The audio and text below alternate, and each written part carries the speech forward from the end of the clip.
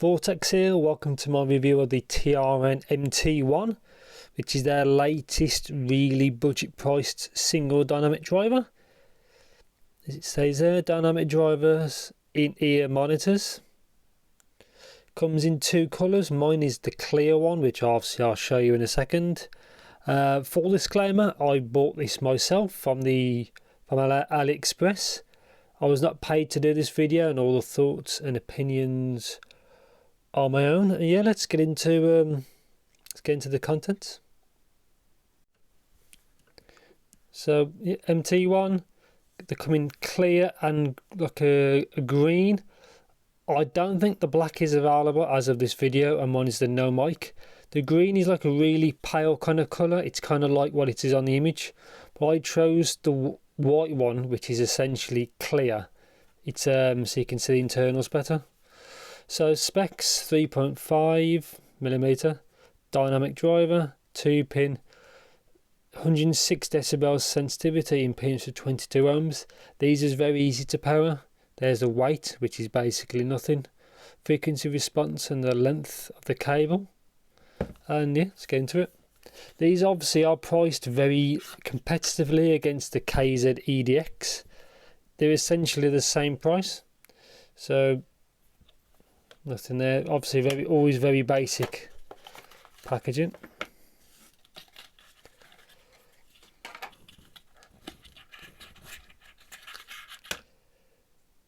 I like the kind of new emblem. It'd probably be better if it didn't have the M at all. But as you can see, extremely clear. This is obviously the right one. States on the top if it's going to focus. R 10mm, and it's spelled dynamic. It's dynamic, and it's dynamic. So you've already got a focuses. Yeah, there's already a typo there. Obviously single DD. Build quality seems fine for what you're getting. Nozzle is obviously a larger one. It focuses. They've even put a lip on there, which is hard to moan about for the price, and detachable cable. It uses the same fit that you get on KZs. It's exactly the same type of fit. So that's that. And I did drop that. Oops. So yeah, same connector. So the typo, if it's going to focus. Yeah, so the typo is on both 10mm driver, which is fair enough. This should be tips. I presume small and large, as it comes with mediums already fitted. I'm always quite lucky normally. I can get away with just using the supplied medium tips. Seem to work well for me if they're going to actually get out. So yeah, so as you can see, small and large. This would probably be the most disappointing.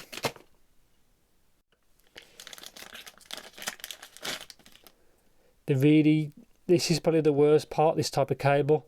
It does get tangled real easy. It is usable, and the build is actually fine, but just gets tangled real easy. I don't think they even say which is which.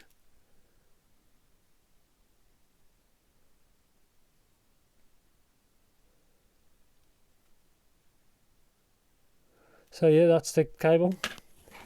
Documentation. They never changed. They never fixed the spelling. Oops. Warranty card. 1 year.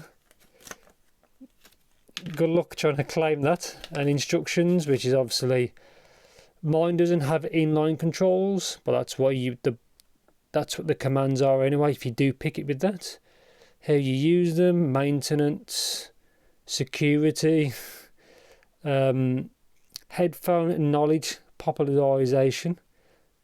That's that. Burning, if you do believe in that. contact information, and that's it. Obviously I'm going to show you the cable now, but obviously that's probably the worst link with this. Well, it's the worst part of this product. So right angle connector, which is actually quite good. Strain relief, the brand T, comes with a cover. I don't know why, we could always get rid of that. Obviously mine's 3-pole because I don't have the inline microphone.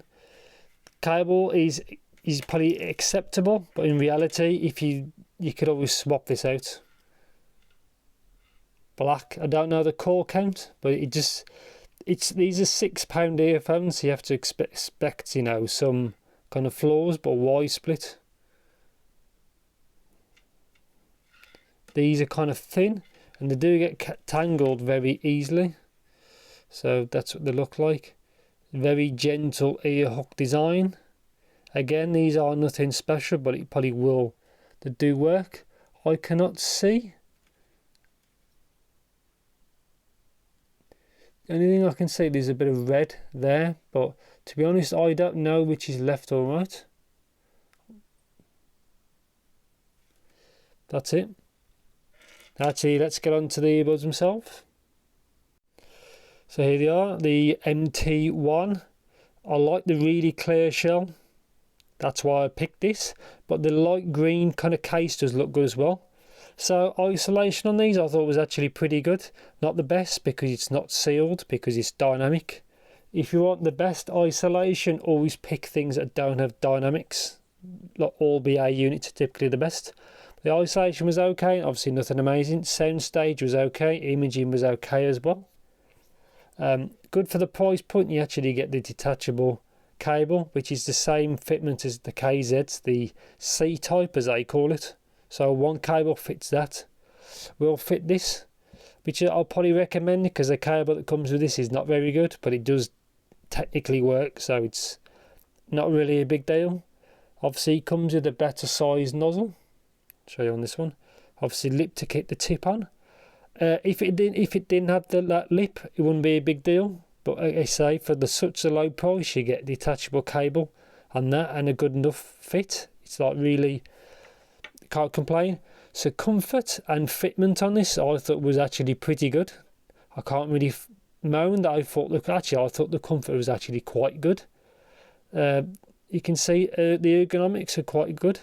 The shape, these aren't that big to me, and obviously the angle, everything was actually very good for the low price what they are. Sound, this is what it's all about. These are V-shaped. Before I get into the sound, in a couple of videos from now, I will do a comparison of this, the MT1 against the KZ EDX and the QKZ VK4, as they are very similar price, but I will do a comparison between these. But anyway, this is it is a V-shaped sound. It is similar in EDX, the frequency graph, but I'll talk about that in a separate video. So it does have elevated mid bass and sub bass. One thing to bear in mind is this is obviously very inexpensive. This isn't a flagship killer or anything like that, but for the price, it does have an elevated low end. It's a little boomy, but for what what you're paying for, it's not too bad at all. It does have an elevated upper mids and lower treble section, I think from about 2 to 4K, I think something like that. But it's actually not as aggressive or shouty as I expected. I was expecting these to have some sibilance and to be kind of shouty, as people call it, in the upper mids, lower treble, like kind of aggressive, kind of coarse. They actually aren't that. They are elevated there, but they're not. It's not aggressive. These actually do sound better than I expected. I was expecting something like the KZ EDX, but these are probably better in tune. But obviously I'll do a separate video on that. So as you can see, single DD. But yeah, vocals, male, female, all sound pretty good they do sound good for what you're actually paying for it. Sounding better than I expected. Obviously they do have an elevated low end, so on a graph the sub bass, well mid bass then sub bass is elevated. these are fun sounding earphones, as I'd call it. They're not neutral. They're not for... I like to see someone make something like this more for monitoring, for like stage use. The same kind of price, but a bit more smoother in its frequency response, because obviously these are designed for like electronic music. These things pump and they're sounding actually quite good, but obviously these aren't neutral. But yeah, upper mids and treble section is forward. Instruments are clear. Female vocals are clear. Male, not so much, but female is there. It's not overly done. Like again, these sounded better than I expected. Instrument separation is okay. You are limited by price. Obviously, you know, these are very inexpensive. And yeah, stage is good, like I said. Music on the whole, I've tried a few different genres and I actually sounded quite good on everything I basically threw at it. You can throw them up in technicalities, so anything that's complex and fast, you know, they don't shine. They do a good enough job, but anything like that, they're not perfect. But then again, these cost me around £6. But on the whole, these things are not bad at all. And don't forget, these aren't any flagship killers or anything like that. They are priced accordingly, and for the price, they do a good job. And yeah, let's get on to the actual conclusion. So my conclusion of the TRN MT1, the single DD, as you can see there. For the price, these are kind of a no-brainer. I think they perform much better than I expected, and probably better than the KZ EDX, but obviously that would be in another video. But yeah, hard not to recommend these. I can recommend them for the price. They are kind of a V-shaped front sound, but they aren't aggressive in the treble region, which is what I kind of looked for, and the upper mid section.